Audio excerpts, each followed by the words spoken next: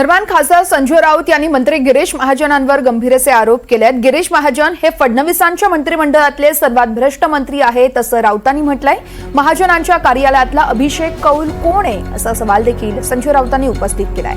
महाजनांच्या ऑफिसमधील 350 फाईल्सचे व्यवहार बाकी असल्याचा दावा राऊत करत होते। त्याला आता गिरीश महाजन यांनी उत्तर दिलंय। माझ्याकडच्या 209 फाईल्सपैकी 193 फाईल्सचं काम पूर्ण आहे असं महाजनांनी म्हटलंय। गिरीश महाजनांच्या मंत्रालयामध्ये अभिषेक कौल नावाचा व्यक्ती कोण आहे? हा एक ठेकेदार आहे, बिल्डर आहे। तो गिरीश महाजनच्या कार्यालयात बसतो आणि त्याचा फोन आल्याशिवाय आपत्ती व्यवस्थापनाची कोणती फाईल गिरीश महाजन मंजूर करत नाहीत।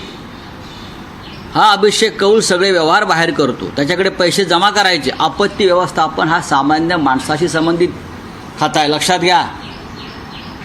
350 फाईल गिरीश महाजन यांच्या मंत्रालयामध्ये पडून आहेत, कारण त्या 350 फाईलचे व्यवहार व्हायचे आहेत आणि सगळे व्यवहार मिस्टर फडणवीस, लक्षात घ्या मी काय सांगतोय ते, आणि सगळे व्यवहार हा अभिषेक कौल नावाचा ठेकेदार आणि बिल्डर जो नेमलेला आहे गिरीश महाजन यांनी, तो करतो आहे।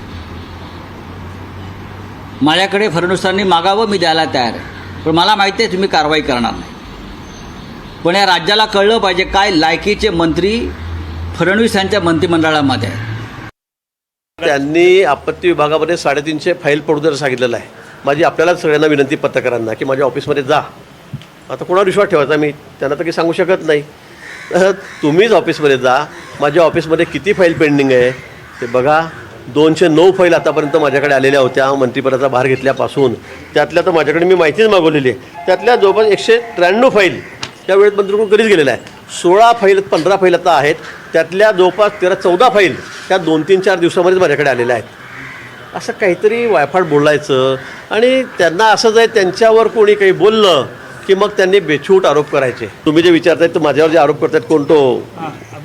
अभिषेक खरंच तो माझ्या कुठल्याही आस्थापनेवर नाही, माझ्या ऑफिसमध्ये कधी येत नाही। पूर्वीच्या काळी येतो, त्यानंतर माझं सरकार बदलल्यावर ते खातं माझ्याकडे आल्यावर मी त्याला सांगितलं की बाबा तुझं तर इथे काम नाही, तुझं इथे कामच नाही माझ्याकडे। त्यामुळे त्याचं येणं जाणं माझ्या ऑफिसला नाही, कार्यालयात नाही।